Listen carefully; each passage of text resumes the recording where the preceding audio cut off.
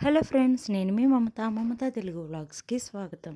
ఈరోజు వీడియోలో నేను డే 8 ఏం తింటున్నాను అనేది చూపిస్తున్నానండి. ఈరోజు నేను మధ్యాహ్నం లంచ్కి రాగిజావ ఇట్లా తీసుకున్నానండి. నేను ఆల్రెడీ చెప్పాను కదా రాగిజావ ఎలా ప్రిపేర్ చేసుకోవాలనేది. ఈ టంబ్లర్ నిండా పట్టుకెళ్తానమాట. మధ్యాహ్నం అన్నంకి బదులుగా ఇది తింటున్నాను. సమ్టైమ్స్ నాకు అన్నం తినాలనిపిస్తే అది కూడా తింటాను, రోటీ తినాలనిపిస్తే అది తింటా. ఈరోజు నాకు రాగిజావ తినాలనిపించింది. ఇంకా కర్రీ వచ్చేసి ఇట్లా సొరకాయ ఇంకా పల్లీల పొడి వేసి ఫ్రై చేశానండి.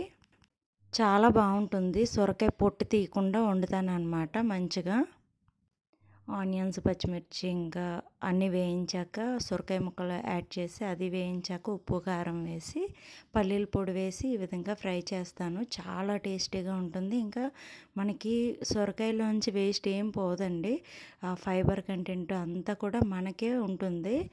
మీరు మీ ఇంట్లో ఏ కర్రీ వండితే ఆ కర్రీ తీసుకోండి. నేను ఈ బాక్స్ నిండా తీసుకోనండి, హాఫ్ వరకునే నేను తింటాను. ఇప్పుడు ఈవినింగ్ డిన్నర్లోకి వచ్చేసి చిలకడ దుంపలు ఉడకబెట్టానండి. అవి 2 తీసుకెళ్తున్నాను. ఇవి 2 నేను తిన్ను, ఒకటి నేను తింటాను.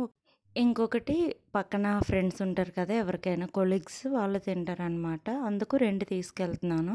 ఇంకా మార్నింగ్ బ్రేక్ఫాస్ట్ వచ్చేసి గ్రేప్స్ తీసుకున్నానండి. ఇదే బాక్స్లో తీసుకెళ్తాను నేను. మంచిగా నాకు సరిపోతాయి అన్నమాట. ఇప్పుడు నేను ఒక 150 గ్రామ్స్ వరకు ఇట్లా గ్రేప్స్ తీసుకున్నానండి. నాకైతే కరెక్ట్గా సరిపోతాయి. ఈ వీడియో మీకు నచ్చినట్లయితే లైక్ చేయండి, షేర్ చేయండి, సబ్స్క్రైబ్ చేయండి. Thank you for watching.